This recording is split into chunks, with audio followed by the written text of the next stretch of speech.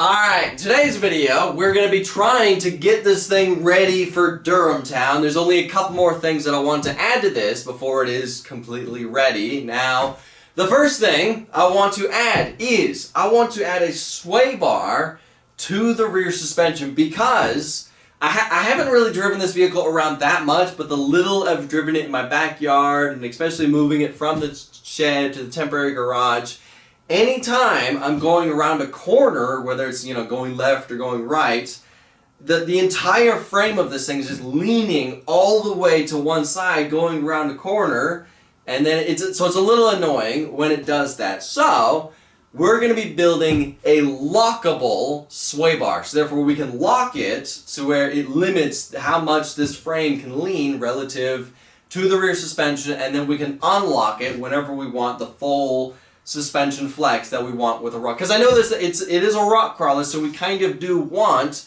that full body sway that you get with this kind of suspension. But it would be nice to just simply move a lever and lock it and limit how much this frame can sway whenever we're just wanting to drive it around, ride it around Durham Town, moving it from this shed to the temporary garage, loading it on trailers and all that kind of stuff. So I've been staring at this for a couple hours now, trying to figure out how is this going to work, where is it going to go, and all this kind of stuff. And I'm pretty sure I can just easily make something that I can, just bolt onto kind of underneath the seats, and then it'll connect onto the lower arms on the 4-link suspension.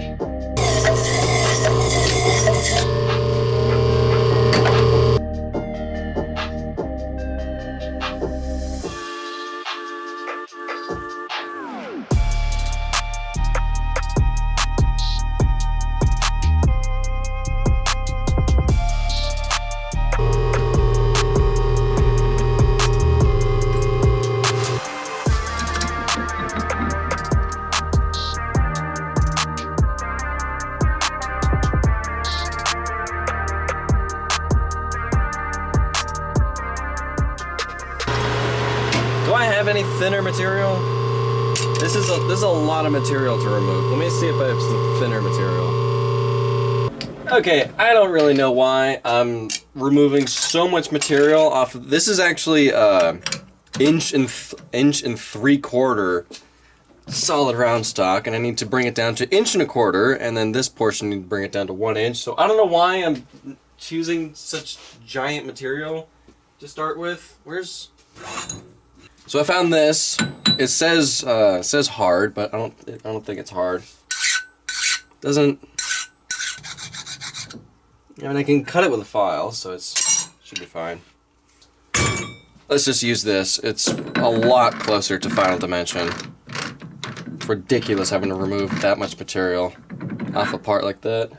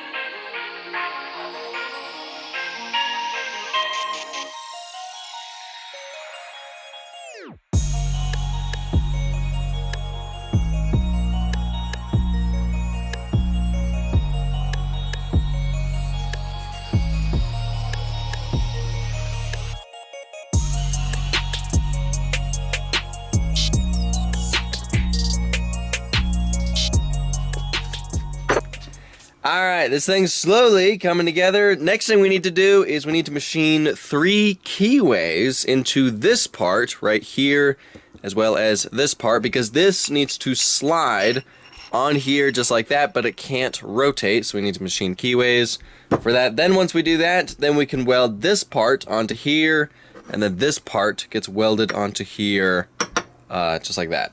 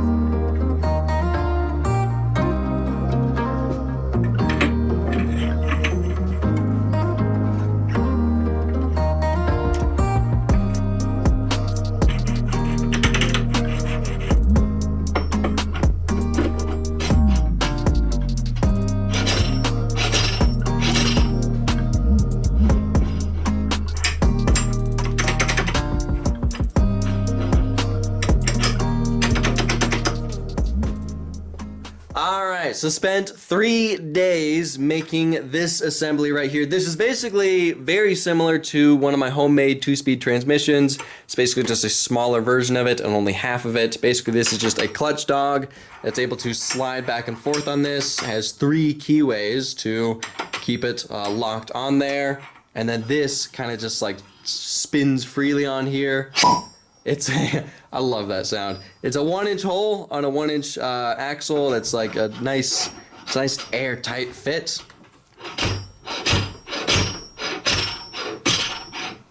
Anyway, so now this is just the locking and unlocking portion. Basically, this is going to be connected to one arm of the sway bar. The other arm is going to be on this side. When we want to lock the sway bar, we simply just slide the clutch dog over, and now it's locked. It can't sway back and forth. When we want to unlock it, we simply just slide it over again, and now it's able to sway side to side, and it will allow the frame and suspension to flex side to side like what we want to do with the rock crawlers.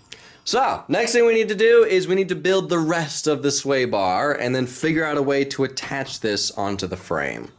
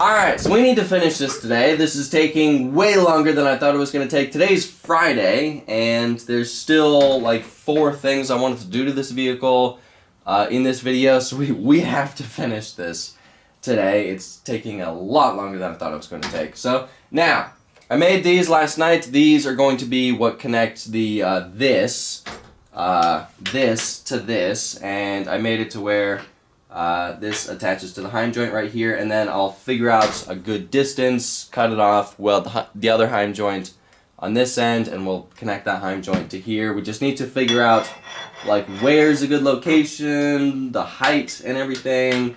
With the suspension all the way down, this is hitting these bars, so I may try to see if I can bend these up a little bit more to give us a little bit more distance between here and here. And then I'll tack it in place, and then we need to make sure nothing binds up when the suspension's flexing back and forth and up and down and everything.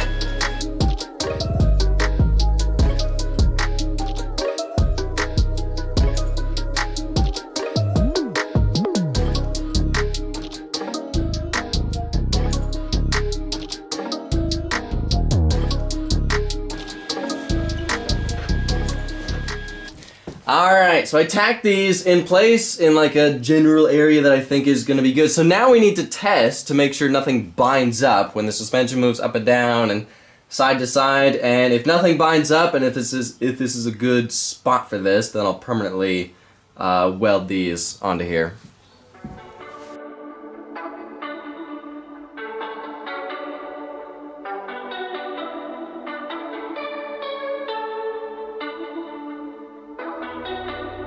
Alright, so the suspension is all the way down and this bar is hitting this bar right here, which is not a big deal because I had to bend these out to clear the seat, so all I have to really do is just bend these up a little bit by adjusting this mechanism right here. So I just gotta bend it up and it should clear it just fine.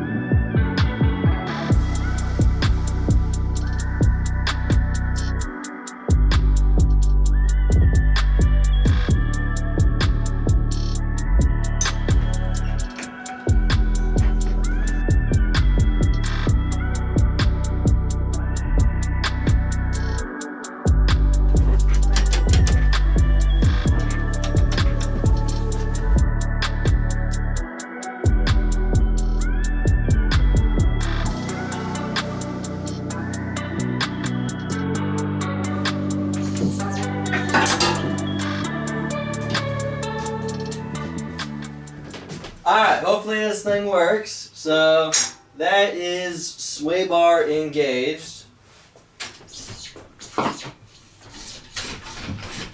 It's working. It's working.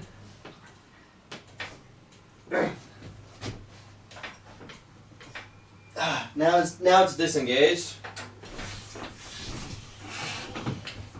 Oh yeah. Oh yeah. I'd say it works.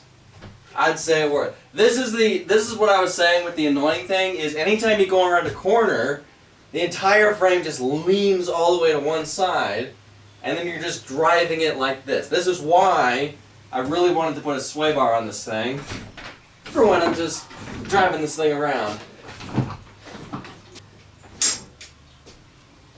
Alright, that's back engaged again. Oh yeah, that's awesome.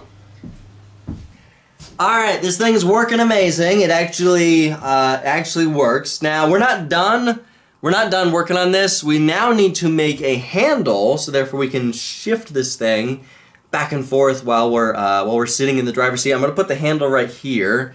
And most importantly, I need to make it to where this thing locks in both positions, therefore it doesn't accidentally, slide back and forth and accidentally engage or disengage or anything like that. So I need to make it to where it locks and stays there in both positions unless I, push the handle down and slide it back and forth.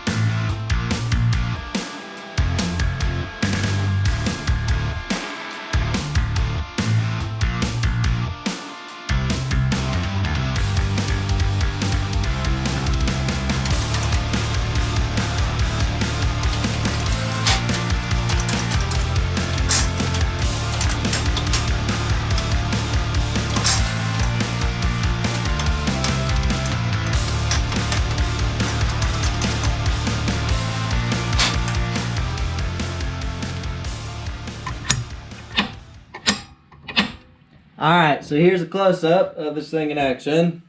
This is obviously disengaged, so...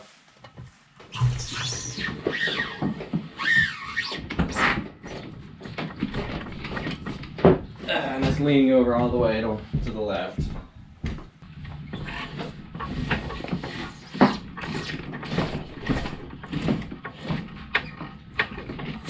And that's the right. So the trick is, with this, you have to get the pins lined up to get it to engage. If the pins aren't lined up, it's not going to work. And this is with it engaged.